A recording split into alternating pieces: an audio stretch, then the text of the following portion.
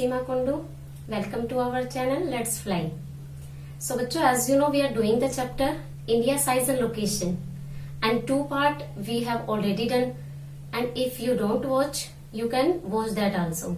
So today we will do the next part, and the topic is India's neighboring country and India's in the world.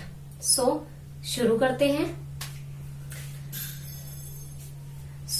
यहाँ पे मैंने कोशिश की है world map को बनाने की, क्योंकि आप वर्ल्ड के मैप से जो है आपको कंसेप्ट जो है बहुत अच्छे से समझ आएगा. चलिए स्टार्ट करते हैं. पहला हमारा टॉपिक है India in the world. So what is the importance of the India's location that is situated in the central in the Asia. What is the benefit behind that. So we will discuss now कि जो हमारा India है उसकी जो location है that is in the center. ये जो है एशिया के वेस्ट एशिया और ईस्ट एशिया के बिल्कुल सेंटर में है. तो इसका हमें फायदा क्या है. तो जो पुराना टाइम था, पुराने टाइम में दूसरे कंट्री से जो ट्रेडर आते थे तो वो कैसे आते थे. वो सी रूट से नहीं आते थे. उस समय वो माउंटेन्स के रास्ते जो उसमें पासेस होती हैं, माउंटेन के रास्ते से जो है वो इंडिया में आते थे और हमारा व्यापार होता था. उन्हीं दिनों बहुत पुराने समय में हमारे इंडिया की उन्हीं रास्तों के थ्रू जो है बहुत सारे व्यापारी, बहुत सारे धार्मिक लोग जो है हमारे यहाँ पे आते थे, ट्रेवलर्स आते थे. और इसी तरह धीरे धीरे जो है हमारा द आइडिया ऑफ निषद, रामायणा और नंबरल सिस्टम, डेसिमल, जो ये सारी चीजें जो है वो दूसरी कंट्री में गई. हमारा जो है कल्चरल एक्सचेंज हुआ. इसके अलावा जैसे मुस्लिम टाइप ऑफ क्लोथ एंड उसके अलावा स्पाइसेस और कॉटन, ये सारी चीजें जो है हमारा दूसरी कंट्री के साथ लेन देन होता था. पर ये सारा जो है व्यापार, जो ट्रेड था, वो कैसे होता था. माउंटेन्स जो हमारे यहाँ पे हिमालय पर्वत है, यहाँ से लेके यहाँ तक जो है जो पासेस है इसमें, उसके थ्रू जो है व्यापार होता था. इस साइड से भी और चाइना के साइड से भी हमारा जो पूरा का पूरा ट्रेड जो था वो हमारा किसके थ्रू होता था. माउंटेन्स के through. After that the trade started by the sea route. तो हमारा सी रूट, अब हमारे ये बात कह रहे हैं कि what is the benefit of India's location, कि इंडियाज लोकेशन, इंडिया की जो लोकेशन है जो सेंटर में है उसका क्या फायदा है, हमें क्या बेनिफिट है. तो यहाँ से आप देख सकते हैं कि इंडिया के सेंटर में जो वेस्ट एशियन कंट्री है, उसके अलावा ईस्ट में यहाँ पे जापान, चाइना और रशिया इधर है. उसके अलावा यहाँ से जो हमारा सी है, यहाँ पे क्या है हमारा इंडियन ओशियन. यहाँ पे क्वेश्चन आता है कि इंडियन ओशियन, जो इंडियन ओशियन है उसका नाम हमारे कंट्री पे क्यों है. एंड द आंसर इज कि इंडियन ओशियन के किसी भी कंट्री की इतनी लंबी कोस्ट लाइन नहीं है जितनी की इंडिया की है. That is why the Indian Ocean name after our country.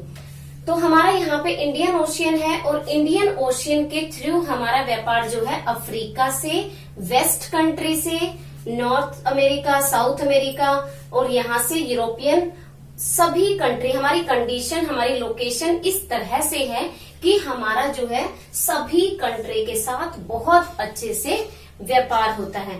इसके अलावा आप एक और चीज देखिए, यहाँ से जब यूरोपियन, यहाँ पे थोड़ा सा ये स्पेस है, यूरोपियन कंट्री जब हमारी कंट्री में आती थी तो यहाँ से उन्हें बहुत लंबा एक रास्ता कट करके यहाँ पे आना होता था.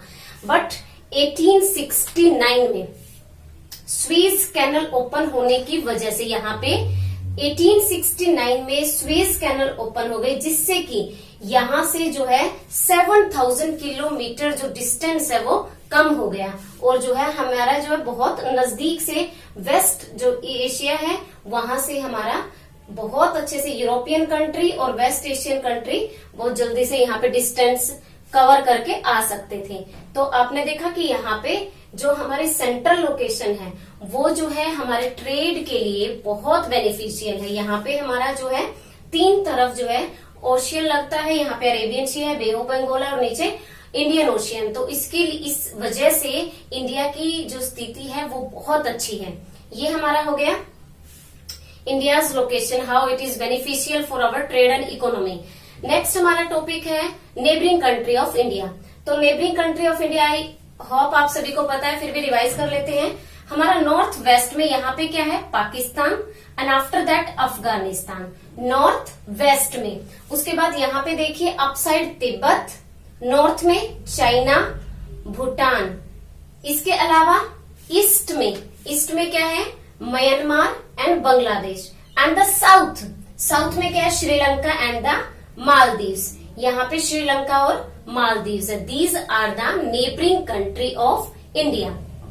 उसके अलावा एक और चीज देखिए, यहाँ पे इंडिया का जो लैंड एरिया है और श्रीलंका को, दो लैंड एरिया को जोड़ने वाली जो एक पतली सी जो यहाँ पे लैंड बाउंड्री है, उसको हम कहते हैं स्ट्रेट। दो लैंड एरिया को पानी के बीच में जो एक पतली सी जो जोड़ रही है लाइन, उस लाइन को क्या कहते हैं हम, स्ट्रेट। और इसका नाम क्या है, इंडिया और श्रीलंका को जोड़ने वाले स्ट्रेट का नाम है पाक स्ट्रेट। ये 1 मार्क्स का क्वेश्चन हो सकता है बच्चों, सो लिसन केयरफुली। एंड इस another name is Gulf of Mannar. क्या है, Palk Strait and the Gulf of Mannar. For your kind information, one more state is there. यहाँ पे जो बाउंड्री है पाकिस्तान और इंडिया के बीच में, पाकिस्तान और इंडिया के बीच की बाउंड्री को हम कहते हैं रेड क्लिफ।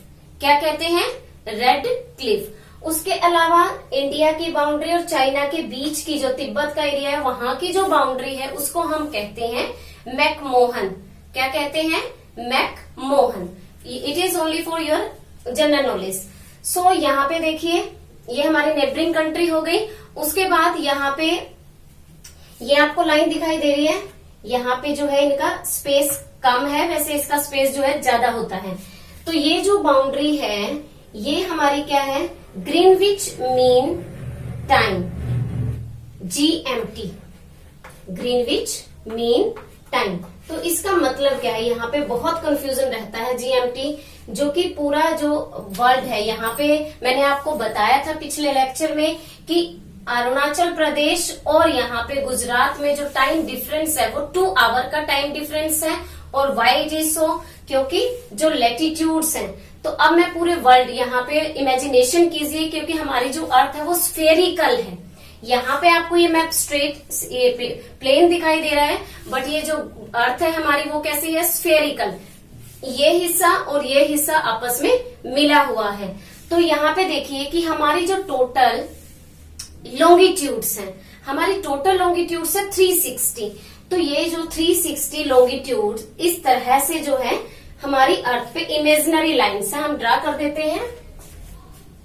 इस तरह से जो ये इमेजिनरी लाइन जो है वो लॉन्गिट्यूड्स है। इस तरह से हमारी पूरी अर्थ पे 360 लॉन्गिट्यूड्स है और ये इमेजिनरी लाइन है। तो हमारी जो लॉन्गिट्यूड है, ये these are the imaginary line that draw on earth, imaginary line to locate any place effectively. हम जो है इन इमेजिनरी लेटीट्यूड और लॉन्गिट्यूड की हेल्प से किसी प्लेस की लोकेशन को आसानी से सर्च कर सकते हैं। तो यहाँ पे देखिए, हमने अब टाइम जो है, टाइम अगर किसी कंट्री से यहाँ कोई ट्रेन के जरिए, शिप के जरिए या एरोप्लेन के जरिए कोई भी इधर से उधर किसी कंट्री में जाता है, तो टाइम कंफ्यूजन बहुत ज्यादा था। तो हमने क्या किया, इसके लिए जो बिल्कुल बीच में है, सेंटर में जो है प्राइम मेरिडियन जो कि 0 डिग्री पे है, इसको जो है हमने GMT पूरे वर्ल्ड का बीच में, ग्रीनविच जो है इंग्लैंड से जो गुजरती है, इसको टाइम सेट के लिए अपना लिया। तो इससे क्या हुआ, अब इसके जो वेस्ट में 180 लॉन्गिट्यूड्स है और इसके ईस्ट में भी 180 लॉन्गिट्यूड्स हैं। तो यहाँ पे देखिए, एक लॉन्गिट्यूड्स को सन की रेज को कवर करने में 4 मिनट लगते हैं, और ये 4 मिनट को अगर आप 15 से मल्टीप्लाई करेंगे तो आपका 1 आवर आएगा। तो इट मीन्स जो सन की रेज है उसको 15 लॉन्गिट्यूड को कवर करने में 1 आवर लगता है। तो 360 को कवर करने में कितना टाइम लगा, 24 आवर्स। सो यहाँ से लेके जो टाइम कंफ्यूजन था, तो अब क्या है कि जो यहाँ पे हमारी ये जो GMT है, यहाँ से ईस्ट की तरफ हमारा 1 आवर इंक्रीज हो जाता है हर 15 लॉन्गिट्यूड्स के बाद। यहां से अगर यहाँ पे 12 नून है, अगर इंग्लैंड में 12 नून है, तो यहाँ पे हमारी कंट्री इंडिया में क्या होगा, 5 आवर 30 मिनट टाइम जो है आगे चलेगा और यहाँ पे पीछे चलेगा। और अगर हम ईस्ट में आएंगे तो -1 आवर हो जाएगा। हर 15 लॉन्गिट्यूड के बाद 1 आवर जो है डिक्रीज, कम होता रहेगा इस तरह से। और वेस्ट की यहाँ पे ईस्ट की साइड में वो इंक्रीज हो जाएगा। इस तरह से जो है हमने अपना टाइम को सेट किया। बट इसके बावजूद भी कुछ कंट्रीज ऐसे हैं जिनका जो बहुत वास्ट एरिया है, जैसे हमारे यहाँ पे है नॉर्थ अमेरिका, यहाँ पे जो है 6 टाइम जोन है। उसके अलावा एशिया में जो रशिया है उसमें 9 टाइम जोन है, और चाइना है उसमें 6 टाइम जोन है। तो that is why to solve the confusion of this time, so every country select one standard meridian for their country also. तो सभी कंट्री ने अपनी लोकल स्टैंडर्ड मेरिडियन को भी अपनाया हुआ है ताकि कंट्री के टाइम में कंफ्यूजन ना हो। आपका यहाँ पे क्वेश्चन भी मैंने बताया था कि इंडिया में भी जो है 15 लॉन्गिट्यूड्स कवर करती हैं, तो गुजरात और अरुणाचल प्रदेश में 2 आवर का डिफरेंस है। That is why in India also we have a standard meridian of India, that is the 82 degree 30। तो दैट इज वाई